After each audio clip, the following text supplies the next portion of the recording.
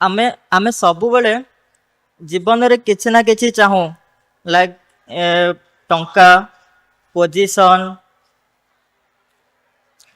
ସ୍ୱୀକୃତି ଆଉ ଶାନ୍ତି।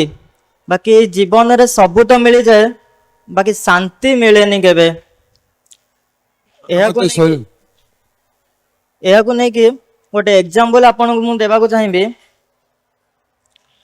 ଜଣେ ବହୁତ ଧନୀ ଥିଲେ, ତାଙ୍କ ପାଖରେ ପଇସା ବି ଥିଲା, ଗାଡ଼ି ବି ଅଛି, ଘର ବି ଅଛି, ବାକି ଜୀବନରେ ଶାନ୍ତି ନାହିଁ।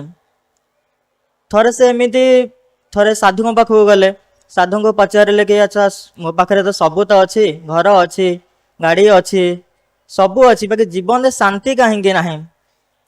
ସାଧୁ ଏଠି କହିଛନ୍ତି କି ତମେ ଠାକୁରଙ୍କୁ ଧର। ଲୋକ ଏମିତି ହଠାତ୍ ପଚାରିଲା ଠାକୁରଙ୍କୁ ଧରିବା ମାନେ କ'ଣ? ସାଧୁ କହିଲେ କି ଠାକୁରଙ୍କୁ ଧରିବା ମାନେ ଏମିତି ନୁହଁ କି ବାସ୍ ତମେ ଆଣ ମାଳ ଗୋଟେ ଜପ, ସେମିତି ନୁହଁ।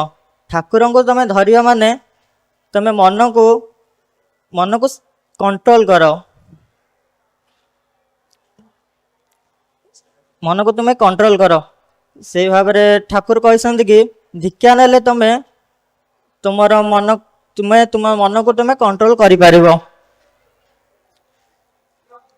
ଆଚ୍ଛା, ଡାକ୍ତର ଯଦି ଦୀକ୍ଷା ନିଅନ୍ତି, ସେ ମାନବ ସେବା ହିଁ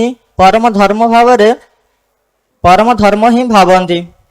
ଆଉ ଯଦି ସାଧାରଣ ମଣିଷ ଯଦି ଦୀକ୍ଷା ନିଏ, ସେ ତା ପାଖରେ ଯାହା ବି ଅଛି, ଯେତିକି ପଇସା ଅଛି, ଘର ଅଛି, ଯାହା ବି ଅଛି, ସେ ସେତିକିରେ ହିଁ ଖୁସିରେ ରହିପାରେ। ସେଇଟା ହିଁ ଠାକୁର ଶିଖେଇଛନ୍ତି ଦୀକ୍ଷା ଦ୍ୱାରା। ମୁଁ ଲାଷ୍ଟକୁ ଏହା ଆପଣଙ୍କୁ କହିବାକୁ ଚାହିଁବି, ଧନ ଅଭାବ ପୂରଣ କରେ, କିନ୍ତୁ ଠାକୁର ଅଭାବକୁ ହଟାନ୍ତି। ଜୟ ଜଗନ୍ନାଥ।